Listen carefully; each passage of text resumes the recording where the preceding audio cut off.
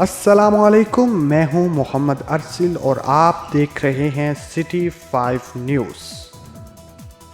खबर शामिल करेंगे वज़ीराबाद से, जहां पर हमारे नुमाइंदा साजिद हुसैन भट्ट की रिपोर्ट के मुताबिक वज़ीराबाद डस्का रोड पर दो मोटरसाइकिल सवारों की ट्रक के साथ टक्कर, एक जाँ बहक जबकि दूसरे की टांगें टूट गईं। वज़ीराबाद के नवाली का रहायशी 40 साला मोहम्मद आसफ वज़ीराबाद शहर अपने रिश्तेदारों के यहाँ मेहमान आया हुआ था कि डस्का रोड पर गाड़ी का इंतज़ार करते हुए तो फैज़ वल्द रियासत अली सकना लड़की डस्का के साथ मोटरसाइकिल सवार से लिफ्ट ली अपने गांव मित्रा के वाली की तरफ रवां दवा था कि मोटरसाइकिल डस्का की जानब से आने वाले ट्रक से टकरा गया, जिसके नतीजे में आसफ मौका पर जाँ बहक जबकि तुफैल नामी शख्स शदीद ज़ख्मी हो गया।